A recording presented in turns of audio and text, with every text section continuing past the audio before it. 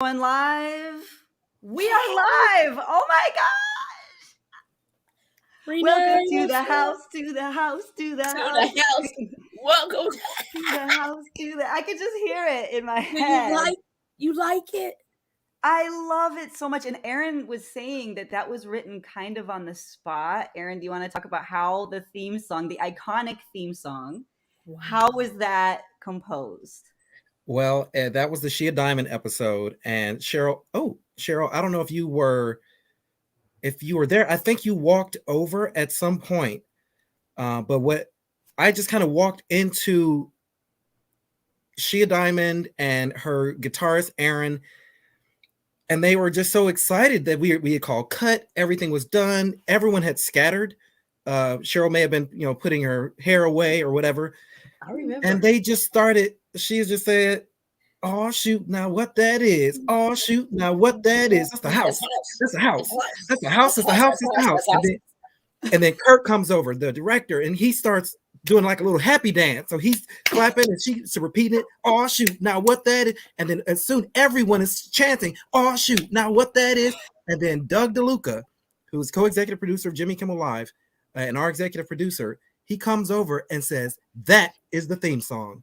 Ooh. Oh, wow. That is the theme. So it's organic. So that theme song was not like written like calculatingly cold beforehand by people who had nothing to do with the show. It actually had to do with live in production, organic, natural, authentic, which is what the house is all about. Right after he said that, Shia and Aaron, the guitarist, they huddled up and they started writing the verses right there on the set. Wow. That's how you birth a song. That's the thing about creativity and certain synthesis between certain creative people together.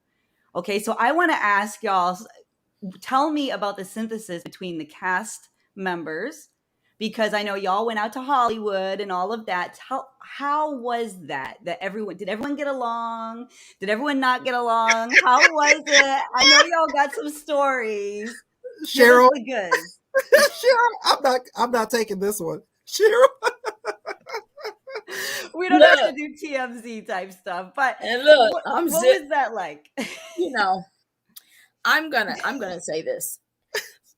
What's so wonderful about life is that we're all individuals. We all have our own personalities. Mm-hmm. And we were, that was like the world had just opened up. We were getting ready to shoot, and everything shut down 1 week before we got ready to shoot. So when everything opened up, we just like boom, and we were all there getting to know each other in the moment. There was no previous rehearsal like it would have been. We would have gotten together. So it was just ground zero, and all of our personalities, honey. I mean, do I need to say anything? It's fire. It's fire between us on the show. And everybody's personality just works. That's how I like it. Diversity. And this is the thing. So there was a lot. How was that decision made for who was going to be one of these coveted 4 slots cast members? Because y'all were so diverse. Was that one of first and foremost in y'all's mind? Okay, we want different voices, because there was a lot of, blowback and a little bit of debating. Not everybody saw everything identically. And I think that was really key for the show, for people to watch and say that everyone has their own view, right? But how did the decision get made about casting? Aaron is the creator. There you go. All right, Aaron, you're in the hot seat. Creator. Well, I've said this in another interview, so it's already out there, that it was a merger of my vision and the vision of Kurt, the director, also executive producer. Because if I had 100% my vision, it actually would have been 2 black gay guys and 2 white gay guys. I looked at the original pitch document. Wow. Are you serious? Yes. Wow. I did not know that. That was the very first version of it was called The Dish. The Dish. Okay. And I had 4 sample cast members. It was, one of them was Chris Crocker. Okay. The other was a friend of mine who's a porn star called Wesley Woods. Mm-hmm. The T is an internet influencer, and then Kaylin Allen. Those were the original 4, kind of a wish list. Right. And it was Kurt that wanted to make it unapologetically Black. Right. That's a very different show, Aaron. That's a totally different show, because when people are viewing things and when white people tune in, right, when Black people, they see different people on it. What was your feeling initially about wanting white people to be visually represented on the screen? What was my feeling about wanting them represented? Well, so part of the vision was to promote healing within the LGBTQ community, because I feel like we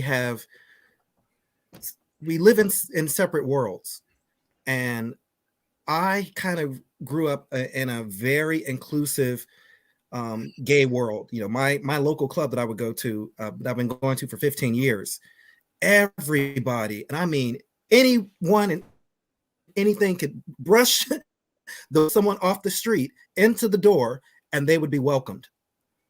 Right. And so that's the kind of energy that I wanted to put out. And with the kind of, since 2016, a lot of division, you know, our gay community was ripped apart, you know, because of politics and different political views and just different ways of seeing the world.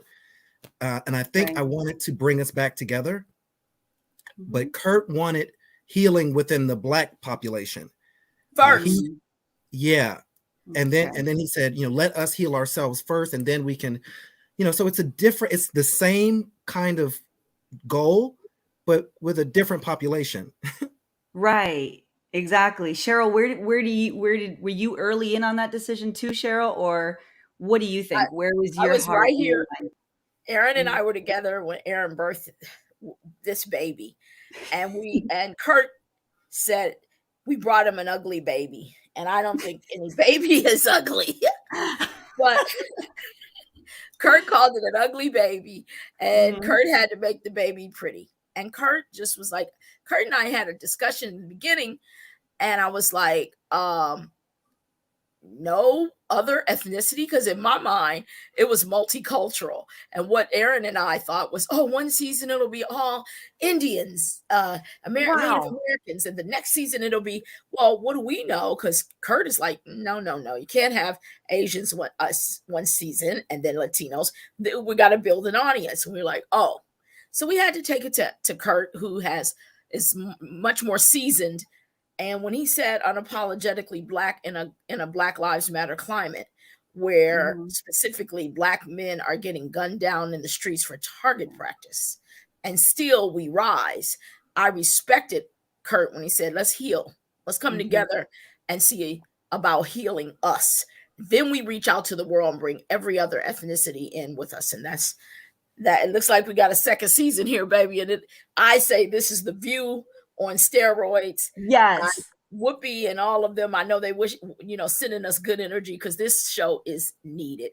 Renee, and that's why you're here. Thank you. Yes. Needed is the word, because when I was first, I'm a huge fan of Aaron's, okay? Everything he does, as we know, is magic. And that's just true. That's not Hollywood bullshit. Like, I'm not just saying that. I believe in Aaron. I knew he was a star the first moment I set eyes on him. He's clearly a star. You're clearly a star, Cheryl. Oh, baby, bless you. But Aaron does have that. Aaron, really. It's the fairy dust or whatever. What do you call it? Like, there's some kind of dust, like an X factor, right? Both of you have. It's the it dust. The it factor, right? So it's this, and also heart. Both of you also, you could be arrogant if you wanted to, because you have the talent. But both of you like to connect and are very humble. That's the real it. Yes. There's no other it except if you're coming from your heart. If you're not coming from your heart, you're hurting and you want to hurt others. That's right. And you are a psychologist, right, Cheryl? But I have to claim my ex-convict degree first, please. That is important. That is very important. Cheryl, for our viewers who don't know, can you just give us a quick summary of your background, because it is fascinating? Well, ex-con, 4 years, 5 months in prison. That's my very first degree, is a street degree. But yes, and I own that. You know, I tell everybody's, why do you push that? You have a master's in clinical psychology, but it seems like you put more weight on your ex-convict thing. You need to quit that. No, I don't. I'm all of those things combined. I'm a 11-year-old kid getting raped by a priest. I'm a 12-year-old mother. I am all those things, and it made me who I am today. So I often say that the best knowledge is mother wit, and we all get that. Yeah, we all get that. As we live, we find lessons, and as long as they're lessons, they're not mistakes. So yes, I am a clinical psychologist, but most of all, I come from those ghetto streets, and that's where I got my real education. Let me ask you both this question. Is there any, because both of you have had really unique journeys and both of you are very authentic individuals. Is there anyone that y'all can sit down with that you can't find common ground with? Is there anyone you can't vibe with? Look at Aaron. I see him. I have names running through my head. I'm like, that is not a good answer. Oh my gosh. And I'm still moving the light around trying to get the glare out of my glasses. So. Well, I asked this because I've also followed Aaron on Clubhouse. I mean, he is very gregarious. He's very social, right? And he's always standing up for what he believes in. And he's also listening, which as a woman, it's weird for me to see a man listening. I'll be honest. Sometimes I'm used to the male energy, but Aaron actually will listen. He's been listening this whole time as two women are just talking, right? He's listening, and I see him drinking deeply of the wisdom, and then he processes it. He's a thinker. So that's why I ask. I mean, I know that we can all pop off in a moment, right? We're going to stand up for what we believe in. If somebody slights us or condemns something that we believe in, of course. But do you think that people are so different that there's anyone that you actually could not find something in common with? And I ask you two that because both of you, I have seen you be able to have conversations with people that I wouldn't have thought you'd be able to, really. And you have unique perspectives. So where does that, and also where does that come from? Where does that sort of, that connection, that human respect come from in your background? Is it in your backgrounds? Is it in your DNA? Was it in your home life? She's good. She's good, Renee. Yeah, we're both, our brains are like, whoa. She's good, Aaron. Got us over here thinking. We hate to do that. If I can get y'all to think, that is a big compliment. Okay, baby, this, got brain power. Aaron and I, we swing from vine to vine. Aaron, you go. Right. That's right.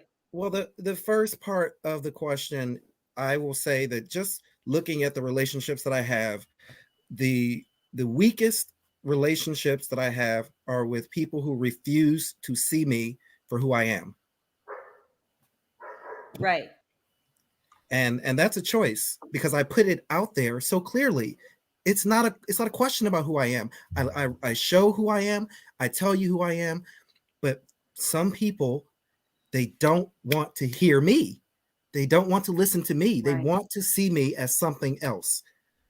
And I can't connect. There's no connection there. So I just try to get away from those people.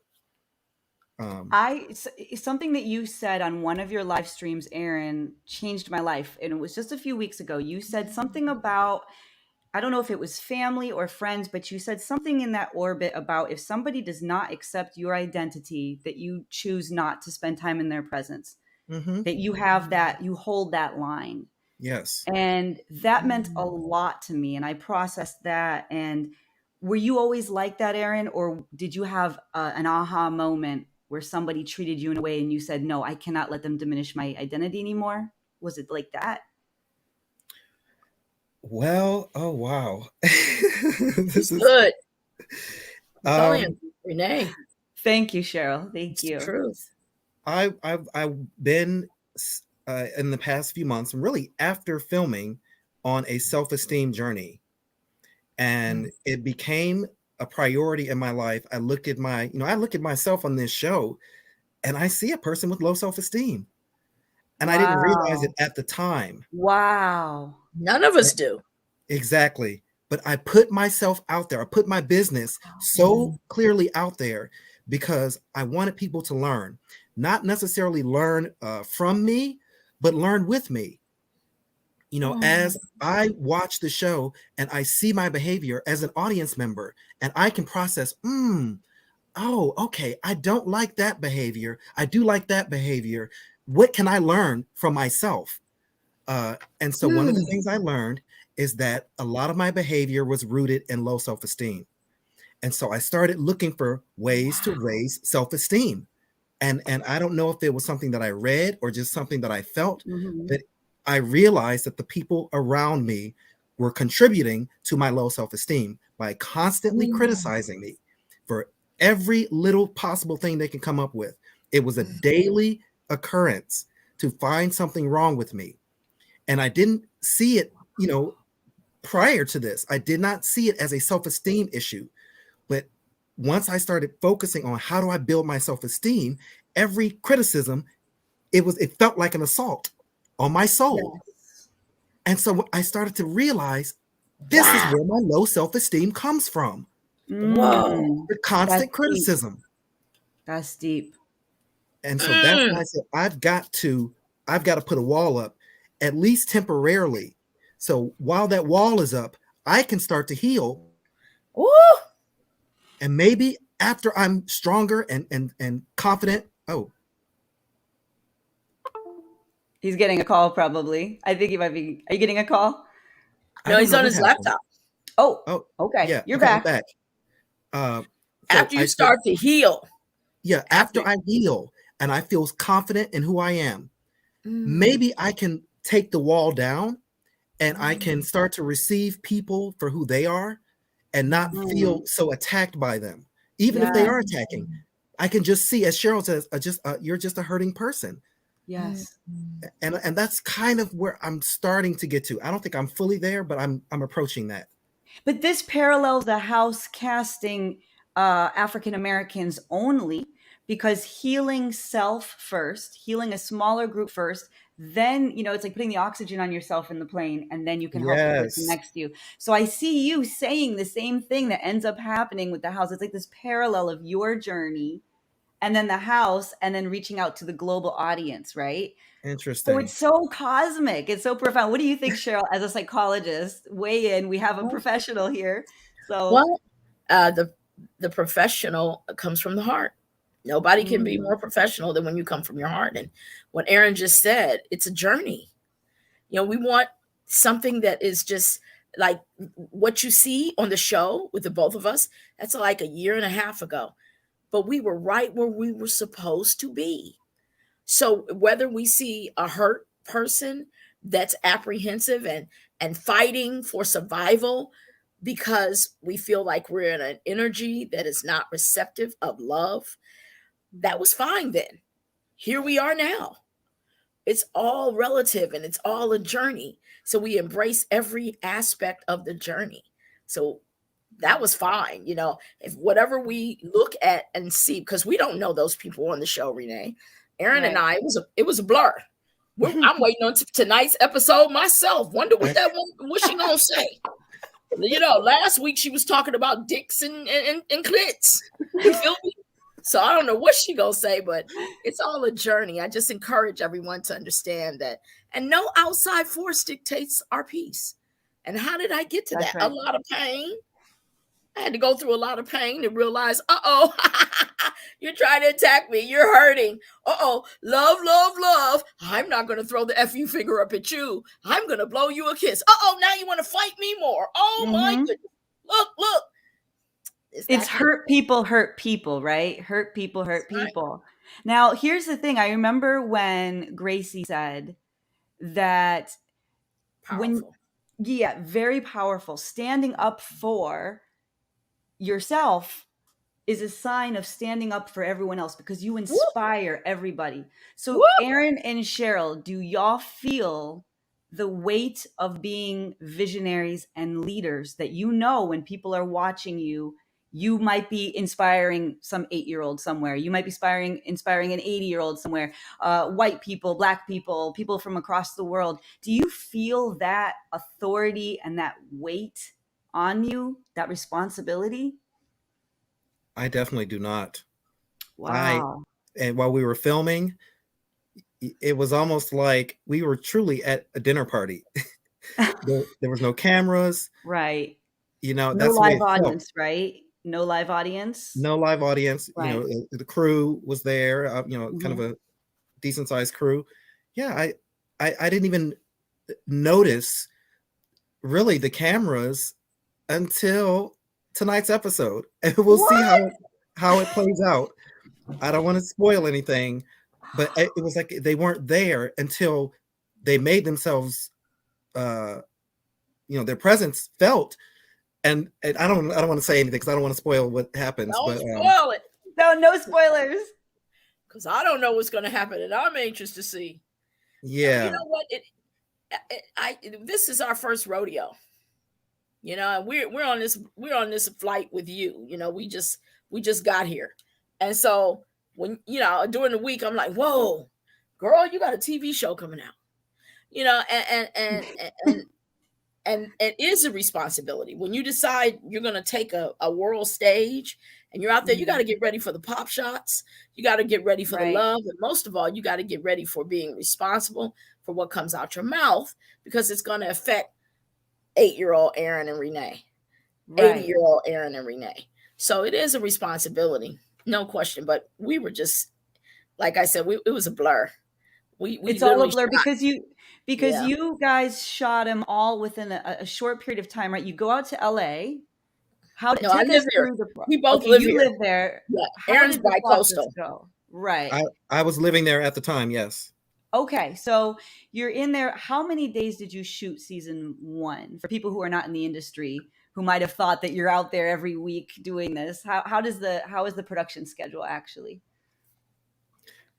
Well, we crammed a whole season into 1 week.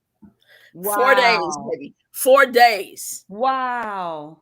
We were shooting multiple episodes a day. Yeah, what takes 11 weeks happened in 4 days. Now you tell me we were sane. How did you deal with exhaustion? Or I know it's a labor of love, but how did you physically deal with that exhaustion? Just kept going. That I didn't even think about it. I was very tired by the end. Very little sleep. Mm-hmm. But yeah, this is what we dreamed. We wanted this. So. When I watch, when the audience watches not being on the show, y'all seem so alert, so energetic, so brilliant, right? Like so witty, and it would never. It just looks like you're just there for that time, and then you go off and have all this free time because you look well rested, and you guys dress. I mean, your fashion. I mean, both of you are fashionistas, right? It's just amazing. Thank you. It's so beautiful, and I understand that. So for people who haven't seen the house, they are asking how they can watch the finale, and of course, we want to encourage everyone to go binge watch the whole season. But I'm going to flash this for people who are asking. Of course, you can watch it. And for Cheryl, everyone who's asking, Renee, we can't thank you enough. Chris and Antonio, the other 2 hosts that sit at the table with us. We have Doug Jeffrey, who's 41 sets, came up with the first investment money. Kurt T. Jones, director, carried it on his back. The whole crew. Doug DeLuca, who put his name on it. It took a village, and we're honored that you would see the vision of the mind medicine that is coming by way of the show. This show is to help. It's not about gay, it's not about straight. It's about mind medicine so that you can go pick up your prescription on how to become authentically you and find peace. And that's what the house is about. And we want everybody, come over to the house for real. Right. Come over to the house because it's not what struck me so much about this show is that everybody could learn something, and it's not exclusive. It was inclusive. I mean, there was a whole show where they talk, about childbirth and that, and I love the humility of Aaron so beautifully to say, well, I'm a man and I don't understand this, tell me more. And it was just so healing and riveting. And I didn't expect that show, and there's something for everybody. And the commonality of humanity is something that that really struck me, is that honestly, there's not a person I can think of who would not gain something by watching this show. Mm. And I want to know, is there anything that shooting this or the experience of being on season 1 of The House, is there anything you view differently after having had that experience versus before? How did it change you as a person? Aaron talked about self-esteem a little bit. I will also say that, well, that's my biggest growth has been in self-esteem. But I also, watching it, I was able to hear some of the other panelists in a different light. And maybe it's because of the growth in self-esteem. In the moment, I felt attacked. But watching it, I see more a difference of opinion, a difference of perspective. And I was able to see it without feeling like I personally was being challenged. Because people's points of view are coming from, things that they've experienced. And I'm not thinking, when I'm on set, I'm not thinking that what you're saying comes from your life experience. I'm thinking you're saying that to challenge me, to disagree with me, to put me down. That's the way it felt. But so, I'm able to receive different perspectives, I think, a little better now. Okay. A lot better. Because you just said the same thing. You said feeling attacked, and then you turned that around and said, whatever you just said and the way you just said that it's the same thing, but look, you view it differently. That's really all it's about, is the way we view any situation.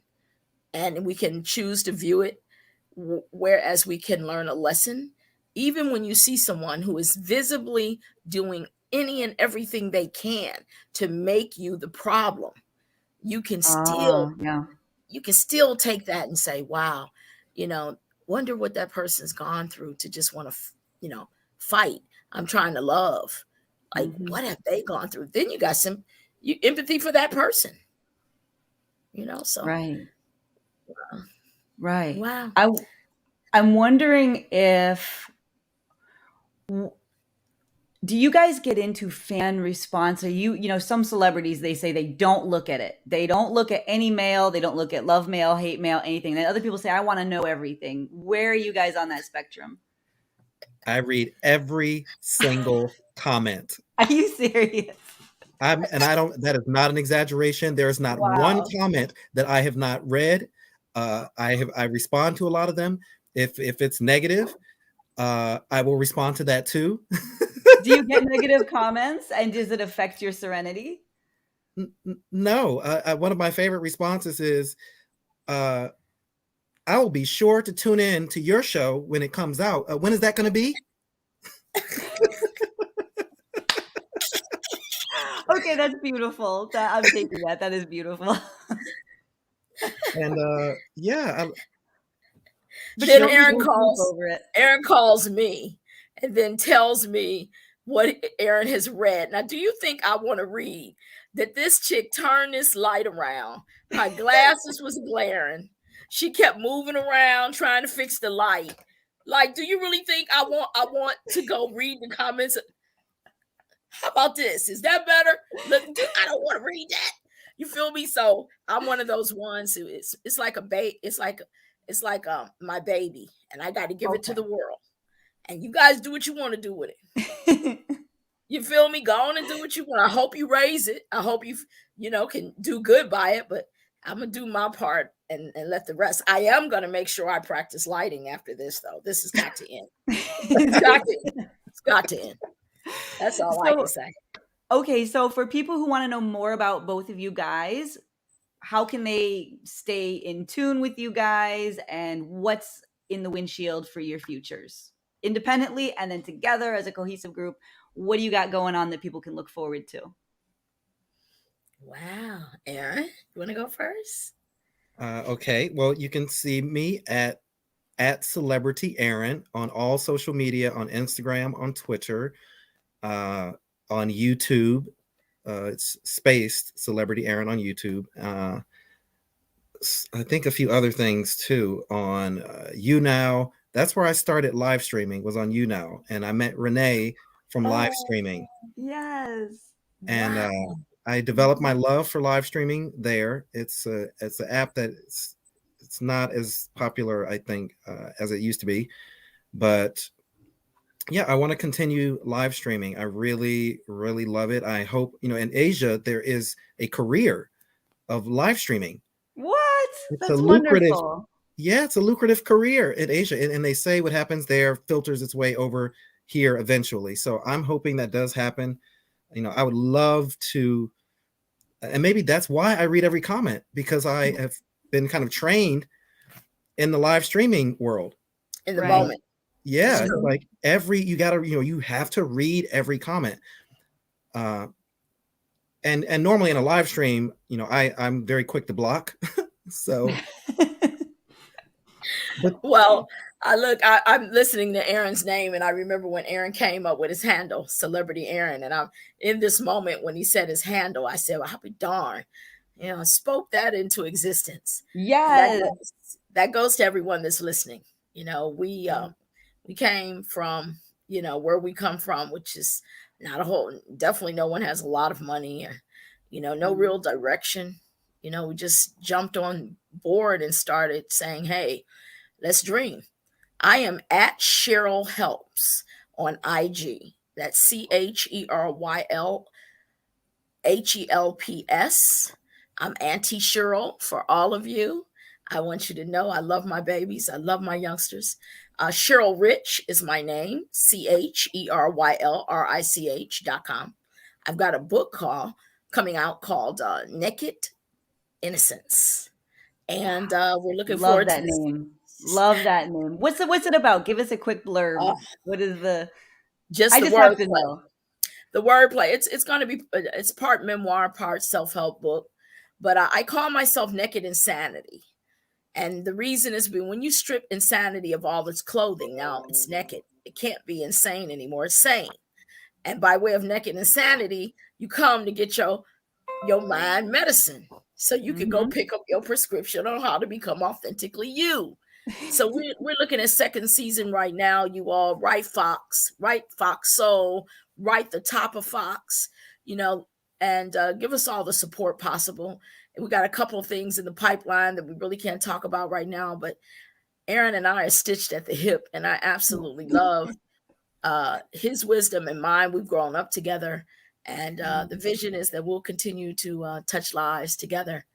And Renee, you'll be around with us someplace. Thank you. Together we can. And I want to say thank you so much. I want to say this too, because I came across Aaron, of course, being a solo performer. And so when I found out he was going to be on, and he fills that stage the way you do too, Cheryl, one man band, right? Like doesn't need that kind of support, because he's just, both of you are so entertaining and nourishing. There's always something going on, right? So I said to myself, well, he's going to be with a cast now. How's that going to go? Because some people are really good solo or really good collaboratively, but they don't do both. And Aaron, you created such space for everyone else on that show. It just was, it's so beautiful. You too, Cheryl, the quietude, the space, the balance in the conversation, and every voice was respected and raised, even when there was a little bit of debating. And I thought that is just so beautiful. So I love that y'all collaborate. I want to collaborate with you too. And you also stand alone. And that is very hard to find in the industry, to have both collaboration and solo presence. Listen at you. Thank you. I'm not saying this. You already see me on the show. I wouldn't say it if I didn't. You gave us questions that made us dig deep. You're going to make me cry. Seriously. Oh, I was getting ready to just cry. I'm getting a little weepy, but we have a big evening, because everyone keeps asking, how can they watch the finale? So you go to YouTube, you go to Fox Soul YouTube. there will be at 9 p.m. Eastern, they're going to show the finale. And you can live chat with the cast. They're going to be there. Erin's going to be there. Cheryl's going to be there. They're all going to be there. And you can actually respond. I'm going to be there live and be like, I don't like this. I like this. I love this. I'm learning. And they will read. And Erin just said he reads all the comments. So whatever y'all write, he's when we're in that YouTube live chat, you go to Fox Soul Live on YouTube, and it's going to be it's 6 o'clock West Coast time, 9 o'clock East Coast time. And you're going to be able to talk to us. And when we're in that chat, we want to hear you. We want to interact with you. So that's where I do read everything and I comment. That's right. And then after they watch that, then like I'm saying, go back to the beginning. How many episodes are out for season 1? How many episodes total? 11 total, including tonight's episode.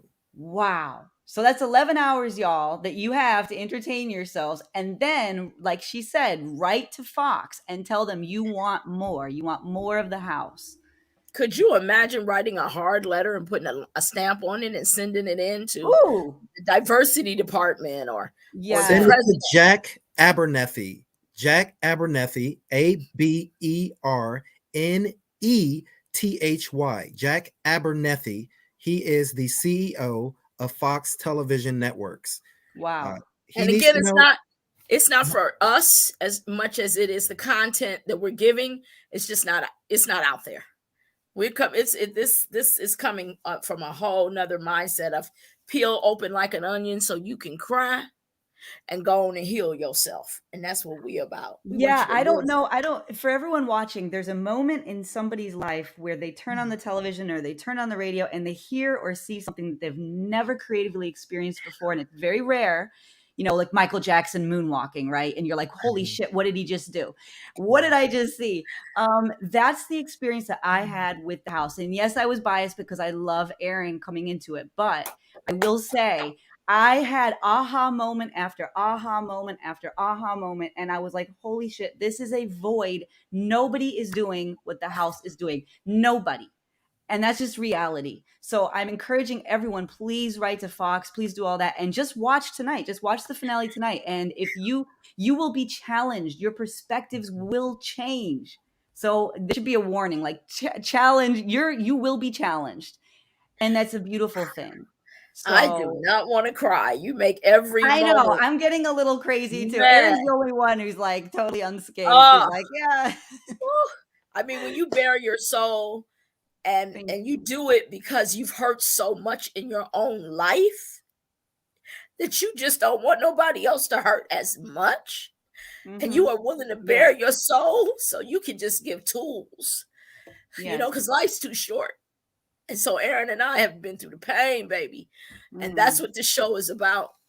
And having a moment like you here with you and you saying these words make the whole struggle worthwhile. Thank you. We are rising from the ashes. That pain actually means something.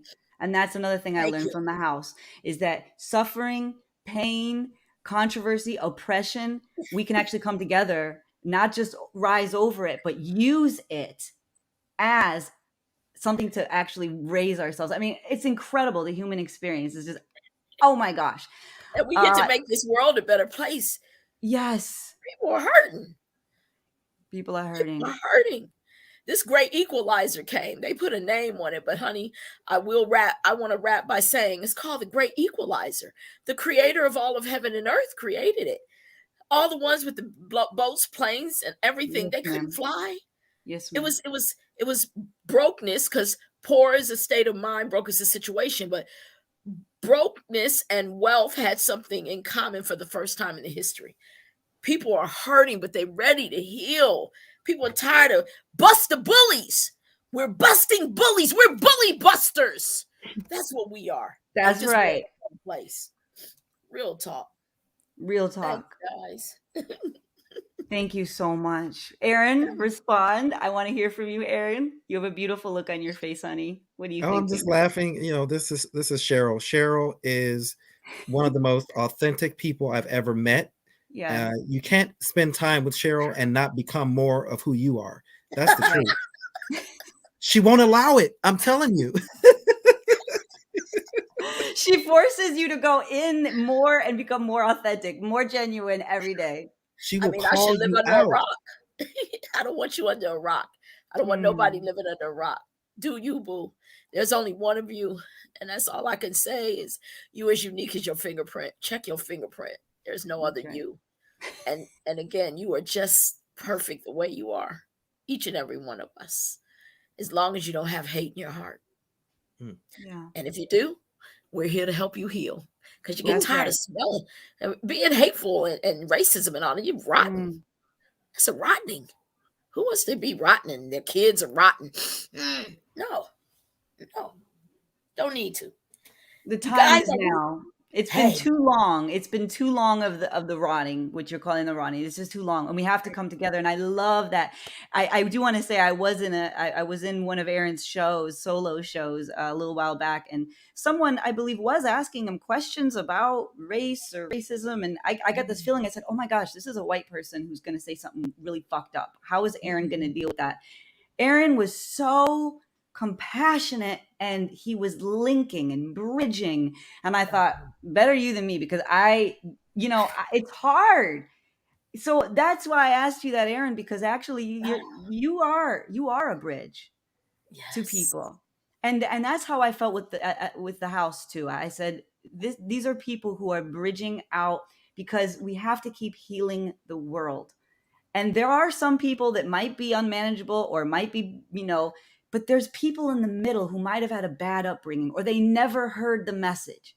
They never heard it. They don't even know that there's another perspective out there. And so for those people, if they watch an episode of The House, or if they encounter one of y'all, suddenly now you're turning on a light switch and possibilities are endless. It's like the trajectory has now been changed. And then that person impacts people, and it's an exponential growth where really, like Cheryl said, we are changing the world. Messages like these change the world. It's too much, y'all. We gotta go. This is too crazy.